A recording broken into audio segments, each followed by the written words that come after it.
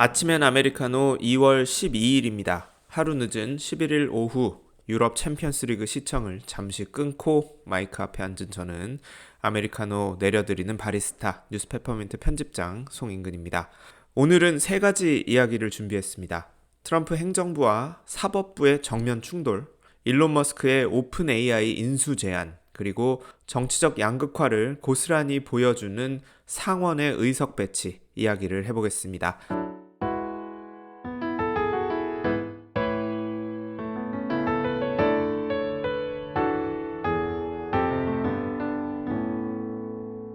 트럼프 2기 행정부가 출범한 지 이제 4주 차입니다. 매일 뉴스를 전해드려도 다 다루지 못할 만큼 블록버스터급 전례 없는 행보와 결정이 숨 돌릴 틈도 없이 쏟아져 나오고 있습니다. 그런데 이 트럼프 행정부의 움직임을 거의 예외 없이 막아서는 기관이 있습니다. 바로 법원입니다. 법원은 특히 존재감을 거의 상실한 야당 민주당의 부재와 대비되며 주목받고 있습니다. 지난 20여일을 돌아볼 겸 트럼프 행정부가 내린 주요 결정과 이에 대한 법원의 가처분 판결들을 쭉 나열해 보겠습니다.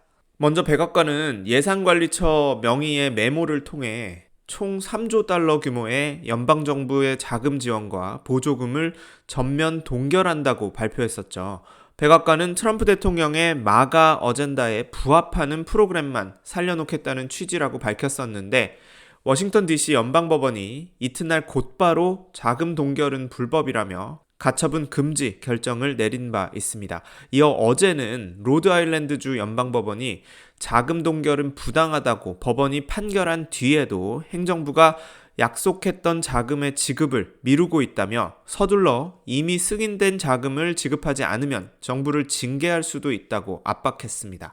이 밖에도 birthright citizenship이라고 하죠. 즉 미국에서 태어난 아이는 속지주의 원칙을 따라 미국 국적을 부여하는 시민권 제도를 폐지하려던 트럼프 대통령의 움직임을 법원이 헌법이 보장한 원리를 대통령이 우회하거나 무시하려 한다며 막아섰고, 트랜스젠더의 군 복무를 금지한다는 명령도 법원이 법적 근거가 없다며 막았습니다. 또 트랜스젠더 수감자를 출생 시에 지정 성별을 따르는 시설로 이감하려 했지만 이것도 법원에 막혔고요. 또 지난주에는 국립보건원 NIH, National Institutes of Health죠. 여기서 지원하는 연구비에 상한을 엄격하게 적용해 간접비를 대폭 깎겠다고 발표함으로써 대학과 연구기관이 패닉에 빠졌는데, 이 또한 정부가 연구 예산을 광범위하게 한꺼번에 깎으려는 건 법적 근거가 없다며 법원이 중단시켰습니다. 또 다양한 해외 원조를 주관하는 미국 국제개발처 USAID를 포함해 연방정부 공무원 3천여 명의 직무를 중지하고 무급휴직으로 일방적으로 전환한 것도 법원이 잘못됐다며 되돌려 놓으라고 명령했습니다. 일론 머스크와 도지의 전횡에 대해서도 곧바로 사안마다 소송이 제기됐는데, 예를 들어 재무부의 회계장부를 머스크가 열람하려던 계획을 워싱턴 DC 연방법원이 차단하기도 했습니다. 자, 제목만 간단하게 나열해도 이렇게나 많은데요. 사사건건 다 부딪혔다고 해도 크게 틀린 부분이 없을 정도입니다. 그러나 사법부의 저항은 예상했다는 듯 트럼프 행정부의 주요 인사들은 전혀 물러설 기색을 보이지 않습니다. 제이디 벤스 부통령은 판사들에게는 행정부와 대통령의 정당한 권한 행사를 가로막을 권리가 없다며 판사가 군 장성에게 군사작전을 어떻게 펼치는 게 합법이라고 지시한다거나 법학자가 법무부 장관의 검찰 수사를 어떻게 지휘하라고 지시할 권한이 없는 것과 마찬가지라고 주장했습니다. 즉 법원이 대통령의 정당한 통치 행위에 간섭하는 것이 헌법에 어긋난다고 주장한 건데, 행정명령과 트럼프 측근들이 서둘러 시행한 조처들이 벤스의 말대로 정당한 권한 행사였다면 문제가 없겠지만, 사실 3권이 분립된 제도에서 행정부의 권한 행사가 정당한지 아닌지, 법을 따랐는지 아닌지를 판단하는 게 바로 사법부가 하는 일이기도 합니다. 물론 궁극적인 판단은 국민이 선거를 통해서 하겠지만 현실적으로 모든 사안에 대해 그때마다 선거를 치를 수는 없으니까요. 그러니까 대의민주주의 제도를 꾸려 정부를 운영하는 것일 테고요. 그래서 벤스 부통령의 말은 그럴듯해 보이지만 오히려 견제와 균형이라는 원칙에 입각한 법치를 무시하고 아무런 견제도 받지 않는 제왕적 대통령을 하겠다는 말에 더 가까운, 그래서 자칫 위험할 수도 있는 발언입니다. 일론 머스크는 여기서 한 발 더 나아가 좀 더 명백히 위험한 말을 했습니다. 대통령의 결정을 가로막거나 방해하는 판사는 전부 다 탄핵해야 한다며 법원의 결정에 불복종해야 한다는 취지의 포스팅을 잇따라 올렸습니다. 사실 내 앞길을 가로막는 자는 그게 오래된 제도든 막강한 권력이든 가리지 않고 다 쳐내고 치워버리는 게 트럼프와 마가 공화당원들의 전략이고 목표라는 점을 생각하면 그리 놀랍지도 않지만, 또 트럼프 대통령이 명시적으로 법원의 명령을 거부하자고 말하지는 않았지만 어쨌든 법원 명령을 무시하며 자기에게 반대하는 세력은 어떻게든 균열을 내고 무너뜨리려는 트럼프 행정부의 전략이 사법부와 어떻게 충돌할지 앞으로 계속 지켜봐야 하겠습니다.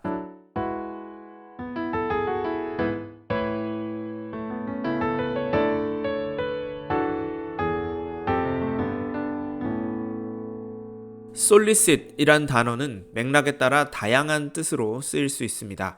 그 자체로는 무엇을 간청하다 혹은 호객행위를 하다는 뜻인데, 그래서 do not solicit, 건물이나 어떤 공간에 이런 표지판이 붙어 있다면 그건 무단 방문 및 판촉행위 금지, 방문 판매 사절 이런 뜻이 될 수 있고요. 채용이나 인력에 관한 계약서에 경쟁사 인재 빼가기 금지라는 뜻으로 쓰일 수도 있습니다. unsolicited라는 단어도 많이 쓰이는데 부탁받지 않았지만 하는 행동이나 제안을 뜻하는 말로, 예를 들어 unsolicited advice 좀 해도 될까? 라고 누가 말한다면 내가 물어보진 않았지만 내가 충고 좀 해도 될까? 약간 이런 뉘앙스가 될 수 있습니다. 그래서 늘 그런 건 아니지만 맥락에 따라서 오지랖이 넓다고 핀잔을 받을 만한 상황일 때가 있어서 저는 맥락에 따라서 이 unsolicited라는 단어를 오지랖이 넓은 이렇게 번역하기도 하는데요. 일론 머스크가 오픈 AI를 974억 달러, 우리 돈 약 141조 원에 사들이겠다고 제안했습니다. 오픈 AI가 지금 시장에 매물로 나와 있는 것도 아니고 공개적으로 투자자를 유치하고 있는 것도 아니며 머스크한테 더더욱 어떤 부탁을 했을 리도 없는데 머스크가 이른바 unsolicited offer를 넣은 거죠. 오픈 AI의 CEO 샘 알트만은 이 머스크의 오지랖퍼다운 오퍼를 단칼에 거절했습니다. 오픈 AI는 됐고요. X나 974억 달러에 파시렵니까? 그럼 그건 고려해 볼게요. 라고 트윗을 올린 알트만은 AI 정상회담의 참석차 파리에 있다가 블룸버그와 짧게 진행한 인터뷰에서 일론 머스크는 그저 우리 앞길에 회방이나 놓으려고 이런 일을 벌이는 것 같다며 평생 불안한 삶을 살아서 그 마음을 떨쳐내지 못해 자꾸 이러는 것 같다. 생각하면 참 딱하다라고 말했습니다.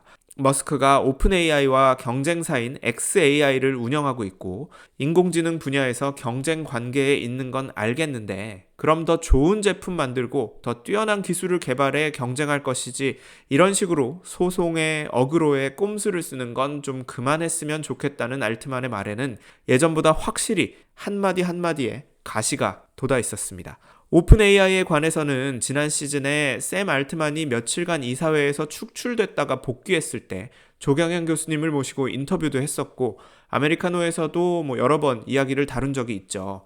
현 시점 인공지능 기술을 가장 앞에서 선도하는 기업 중 하나인 만큼 많은 분들이 이미 잘 아실 텐데요. 아직 오픈 AI는 비영리법인이고 영리활동을 벌이는 자회사를 두고 있는 독특한 구조를 유지하고 있습니다. 사실 머스크와 알트만은 오픈 AI 공동 창립자이기도 하죠. 그러다 2018년 오픈 AI와 갈라선 머스크는 오픈 AI가 모두를 위한 인공지능을 만들겠다는 초심을 잃고 돈벌이에 눈이 멀었다며 오랫동안 비판해왔습니다. 이렇게 말하고 나서 보니까 머스크와 알트만의 관계가 마치 그 어제 전해드린 켄드릭 라마와 드레이크의 관계 같기도 하네요. 누가 라마고 누가 드레이크인지는 모르겠지만요. 자, 아무튼 오픈 AI는 트럼프 행정부 들어 발표한 이른바 스타게이트 프로젝트와 함께 소프트뱅크에서 400억 달러 규모의 투자를 받고 이번 기회에 아예 법인을 영리법인으로 전환하는 계획을 추진 중에 있습니다. 이 투자 유치를 통해 상정한 기업 가치가 3천억 달러였는데 머스크는 이른바 unsolicited offer를 그 3분의 1 가격에 넣은 거죠. 알트만이 단칼에 거절하면서 머스크를 비판한 것도 이해가 가고 또 어떻게든 오픈 AI를 견제하고 싶은 머스크의 심정도 어느 정도는 이해가 갑니다. 사실 머스크는 2022년 트위터를 인수할 때도 974억 달러의 절반도 안 되는 돈을 마련하지 못해서 다소 허덕된 적이 있습니다. 이때 테슬라 주식을 400억 달러어치 가까이 팔아서 트위터 인수 자금을 마련했고 그 과정에서 테슬라의 시가총액이 9개월 만에 70%나 증발하기도 했습니다. 물론 이후 미국 대선에서 트럼프에게 올인한 도박이 성공한 뒤 다시 고점을 거의 회복했지만 이번에 훨씬 성사 가능성이 낮은 찔러보기식 제안이긴 해도 이미 기업을 6개나 운영하고 있는 머스크가 또 한 번 적대적 인수합병을 입에 올리자 테슬라 주주들은 트위터 인수를 둘러싸고 벌어졌던 혼란과 악몽이 떠올라 불안해하고 있습니다. 기업 6개에 대선 이후에는 거의 말 안 하거나 백악관에 하숙하듯 지내면서 도지 일에 매여 있는 머스크가 전기차 사업 혁신은 도대체 언제 할 수 있을지 그런 시간을 낼 수는 있을지 우려하게 되는 것도 당연해 보입니다. 그러나 머스크가 진짜로 오픈 AI를 사들일 수 있다고 믿고 제안을 냈다고 생각하는 사람은 거의 없습니다. 알트만을 압박하고 오픈 AI의 성장과 스타게이트 프로젝트가 시장의 모든 관심과 자원을 빨아들이는 상황을 막기 위해 혼란을 일으켰다고 보는 의견이 대부분입니다.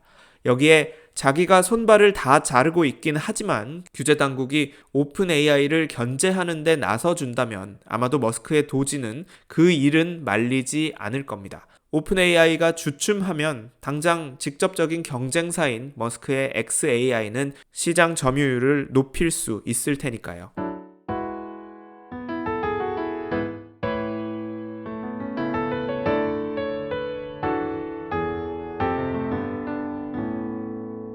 트럼프 대통령과 행정부가 세간의 관심을 거의 독차지하고 있지만 1월 3일 119기 회기를 시작한 의회도 분주히 움직이고 있습니다. 그러나 이번 의회는 여러 가지 요인으로 근래 들어 가장 초당적 합의가 거의 없을 팽팽한 대치만 하다 끝날 것 같은 의회로 꼽히는데요. 하원의 경우 공화당이 218석으로 다수당 지위를 아주 아슬아슬하게 지키고 있습니다. 민주당이 215석이고 법무장관 후보가 됐다가 미성년자 성매매 혐의로 스스로 낙마하고 의원직도 내려놓은 맷 게이츠, 그리고 백악관 국가안보보좌관으로 자리를 옮기며 공석이 된 마이클 월츠 전 의원의 의석이 모두 플로리다주에 있는데 이 지역구가 여기가 이제 다 보수 성향 지역구라서 공화당이 보궐선거에서 2석을 얻으면 220석으로 지금보다는 의석이 늘어나긴 하겠지만 220석도 안정적인 과반이라고 부르기는 어려운 의석입니다. 마이크 존슨 하원 의장이 트럼프 눈치 보랴, 머스크 눈치 보랴, 또 자기 당 의원들 눈치 보랴 벌써 지쳐 보일 정도입니다. 오늘은 하원 말고 상원을 잠깐 살펴보려고 하는데요. 상원은 아시다시피 인구나 면적에 상관없이 50개 주에서 2명씩 선출해서 총 100명이 정원이죠. 6년 임기이고 선거 주기가 같은 주 안에서는 다 다르게 돼 있고요. 그러다 보니 예전에는 한 주에서도 상원의원 2명이 이제 1명은 민주당, 1명은 공화당인 경우가 많았습니다. 45년 전을 살펴볼까요? 물론 45년 전이 꽤 옛날이긴 하지만 그렇다고 19세기 말까지 가야 하는 건 아니니까 그 45년 전만 해도 절반 이상의 주에서 상원의원이 각 당 1명씩 있었습니다. 그런데 이번 119기 의회에서는 그런 주가 딱 3곳밖에 없습니다. 위스콘신주의 민주당 태미 볼드윈, 공화당 론 존슨 의원, 메인주의 무소속이지만 민주당과 같이 이제 투표를 하고 의정 활동을 하는 앵거스 킹 의원과 공화당 수잔 콜린스 의원, 그리고 펜실베니아주의 민주당 존 페러만 의원과 공화당 데이빗 맥코믹 의원, 이렇게 3곳밖에 없습니다. 지난해까지만 해도 몬태나, 웨스트버지니아, 오하이오의 상원의원이 각 당 1명씩이었는데 이제 이 주는 상원의원 2명이 모두 공화당 소속인 주로 바뀌었습니다. 주별로 한쪽 정당으로의 쏠림이 두드러진 건 정치적 양극화를 그대로 보여주는 현상인데 이걸 가지고 좋다 나쁘다를 딱 잘라 말할 수는 없겠습니다. 하지만 아무래도 초당적인 협상이 어려워지는 것은 큰 단점이라고 볼 수밖에 없는데요. 당장 상원의 가장 큰 권한 중 하나가 대통령의 인사를 검증하는 일이죠. 공화당 상원 의원들은 트럼프가 지명한 후보자 인준을 강행하려고 하고 있고, 민주당 의원들은 특히 문제 있는 후보의 임명에 격렬히 반대하면서 벌써 여러 번 충돌했습니다.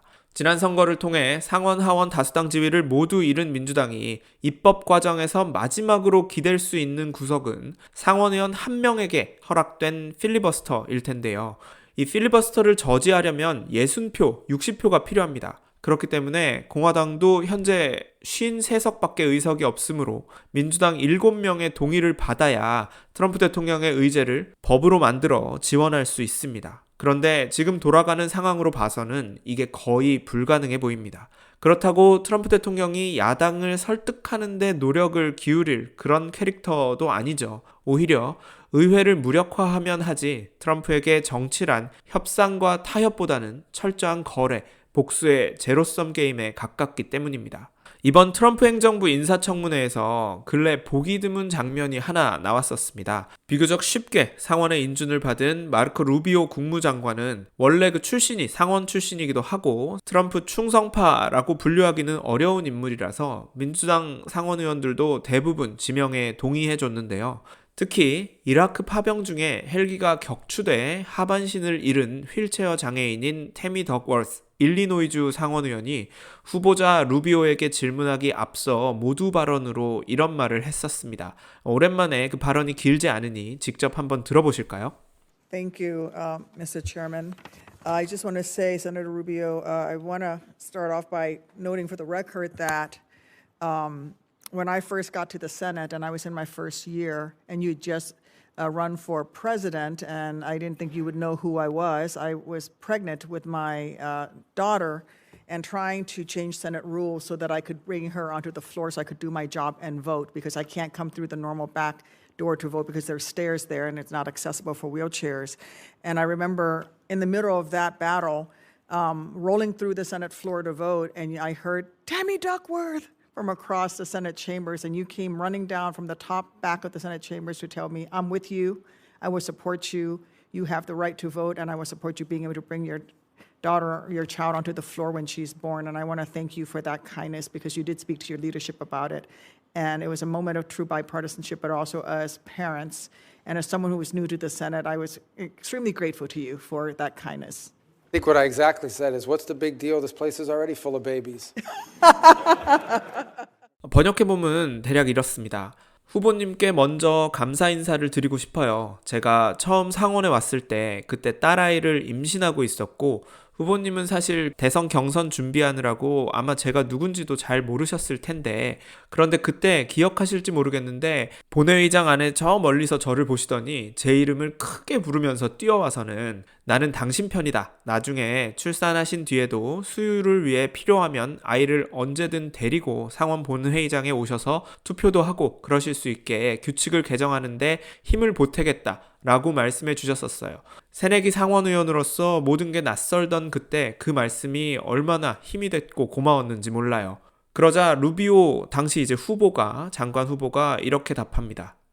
저도 기억나요. 그때 제가 이렇게 정확히 말했을 거예요, 아마. 아니 뭐 어차피 여기에 나이만 많지 철부지 같은 애기 같은 사람들 투성인데 진짜 갓난아이 한 명 더 온다고 뭐가 달라지겠어요? 라고. 모처럼 좌중이 한데 크게 웃는 장면이 연출됐는데 이러한 소소한 일화가 아니면 지금 의원들은 당적에 따라 완전히 갈라서서 서로 얼굴 붉히는 일만 반복하고 있습니다.